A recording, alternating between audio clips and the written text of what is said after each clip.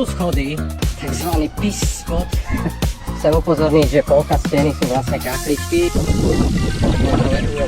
posledných dvoch videách sme si rozprávali o stenách Presbysic Flow Control Shopu. Prvou boli vlastne garáže, druhou bola stena pri ubytovni a dneska v podstate si môžeme niečo povedať bližšie o stene, alebo stenách, ktoré sa nachádzajú v autoservise alebo okolo autoservisu. Dôležitá vec, naša predajňa Flow Control Shop je tam. Steny teda, tu je ubytovňa, tam sú všetky garáže. Dôležitá vec povedať, že kto by si chcel naozaj kľudne zamalovať, tak má možnosť, je tu tých stien fakt naozaj veľa. Sú rôznych rozmerov, väčšie, menšie, kratšie. Poďme si teda povedať niečo k tej stene. Autoservis. Toto tu, momentálne je to súčasť servisu, toto je vstup do autoservisu. Tu máme túto zaujímavú stenu. Tu si majiteľ autoservisu želal nápis autoservis, tak mu to lokálny writer tu namaľoval, hej. Tu sú potom ešte nejaké zvyšky produkcie, dusík, lečo. Tu je veľmi zaujímavá stena, ale keď si povieme niečo neskôr, takže poďme najprv pozrieť, čo sa tu nachádza. Takže tu sa nachádza stena autoservisu, pozrite sa na to. Senka sa kľudne zmestia dve veľké veci, prípadne tri menšie.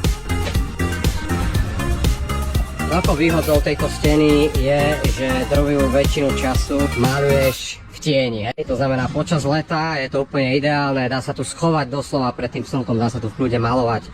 A to je asi taká podstatná vec, ktorú by som chcel k tomu povedať. Sú tu schody, tu existuje taký obyvateľ, ktorý tu prespáva, takže ho rešpektujeme a nerobíme tu vôbec zle. Takisto on tu tiež udržuje čistotu, takže je to fajn. Tu sa nachádzajú steny. Je to jediný spot hlavne pre mladých, kde neplatí nejaké pravidlo, že si to treba pretierať a tu môžete vlastne tagovať, písať, skúšať fixky, skúšať spreje, čokoľvek, hej, keď ste začiatočníci.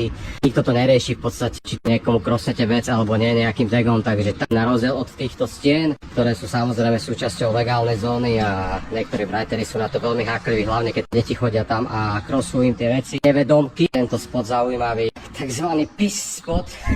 Je to celé zmastené, no a tu sa dostávame vlastne k tej takej veľmi peknej stene. Máte tu krásnu veľkú stenu, tak 4 také menšie veci sa sem zmestia, 3 také veľké. Chcem upozorniť, že polka steny sú vlastne kachličky, potom je tam taký odskok, je to trošku vyššie a potom máte klasika, hej. Stenu až po ten parapet.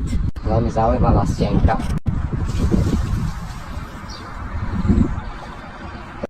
Super.